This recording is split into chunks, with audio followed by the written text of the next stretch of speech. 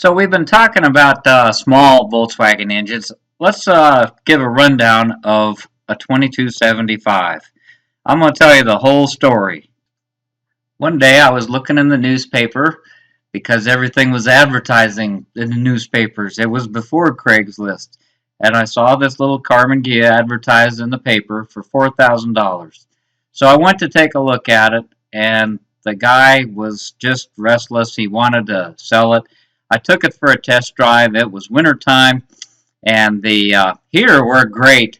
And I looked at the engine, and I saw, oh my gosh, it's a 2275. He had the paperwork on it, and he had recently had problems with it, and had been trying to sell it for months, and nobody was interested.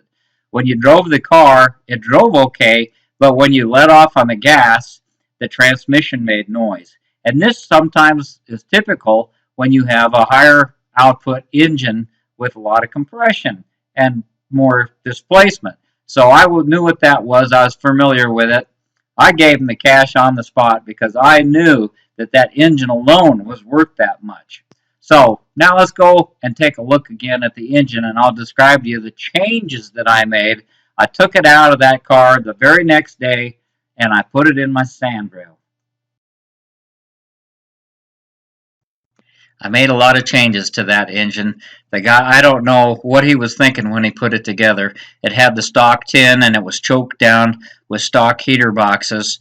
And then he had this Mickey Mouse header system under the back of the Carmen Ghia. It was a dual exhaust with glass packs, and it just was all choked down, and it just wasn't going to stay together.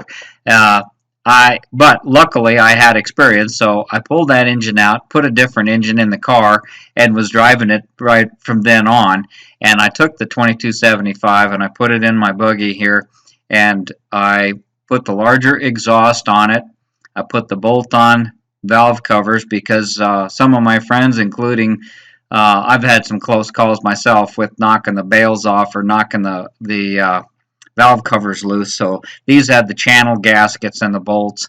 I also decided that since we were going across the sand at strange angles frequently, that I would incorporate a dry sump oil system. Now that means that you have two oil pumps stacked on top of each other. One scavenges any oil that it finds down there in the crankcase through the normal oil pickup, and it sends it through the way I had it routed. It goes up that little orange reddish line on the left side between the carburetor and the exhaust. You can see it there. It went to an oil filter and then up to that oil cooler that was up in the airstream between the frame rails there at the top, that big black square thing. And then it went on down to the tank on the right. The tank held 6 quarts of oil, and it was a straight gravity feed off the bottom of the tank going back down that orange line just to the left of the right-hand carburetor, and it tied back into the other oil pump. So it was always being fed fresh, cool oil that was de-aerated. There was no bubbles and stuff in there.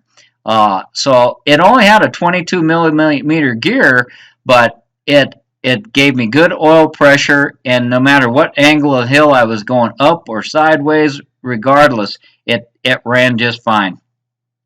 So the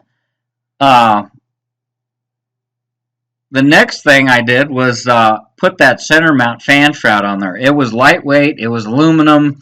I was looking to save every ounce of weight that I could, and that was a nice little setup. It was symmetrical, it looked good on the buggy, and it kept the engine plenty cold, and I drive all day long, fast or slow, it really didn't matter. Did not have a thermostat or shutters, but generally as a rule, we didn't run more than 20 or 30 minutes out there in the sand before somebody would hit a hole or get on a ridge, and we would take turns leading the pack, and then you would calm down, and you'd lose your concentration. So we would just stop, shoot the breeze, and then somebody else would take over, and we just take turns leading, because that was the most dangerous place, is to be driving in the front of the line, and we would always follow single file.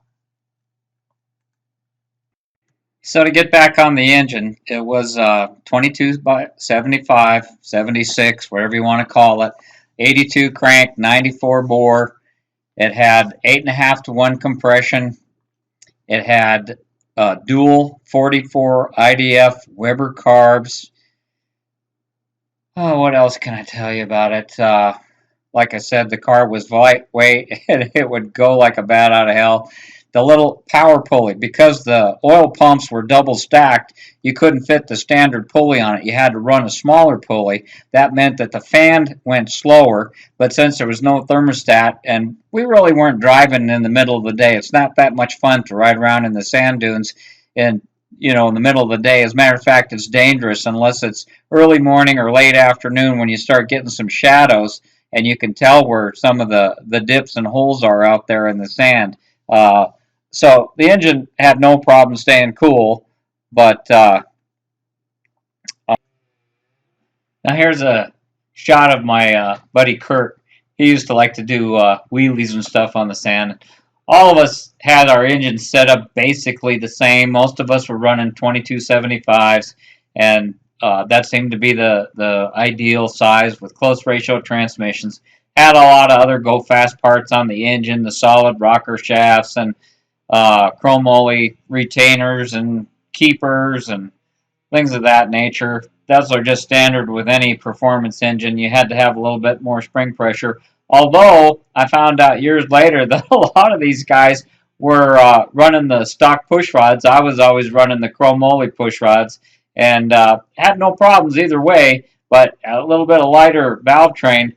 I actually on my 2110 I built it more for the street type of driving situation, and I went by the Gene Berg principles, and I was running chromoly push rods and double springs, and I had 9.5 to 1 compression. I used to run that thing on aviation fuel, 100 low lead, just to make sure that I didn't get any pinging because we used to go all over the country. Idaho and Colorado wasn't too bad because the elevation's a little bit more, but every now and then we'd go down to Yuma and go to the Glamis dunes down there, and at sea level for sure you wanted to run that avgas just to make sure you didn't get any pre-ignition. And let me tell you, those buggies would you could feel it in the seat of the pants. I'll tell you, they had a little bit more pep.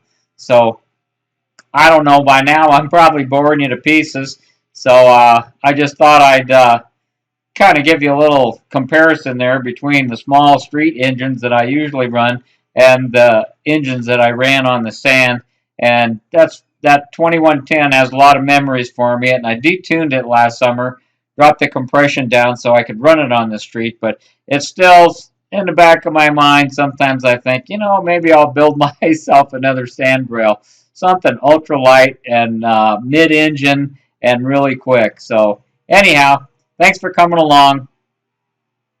Hope hope you liked the video. Thanks for watching. Thanks for subbing.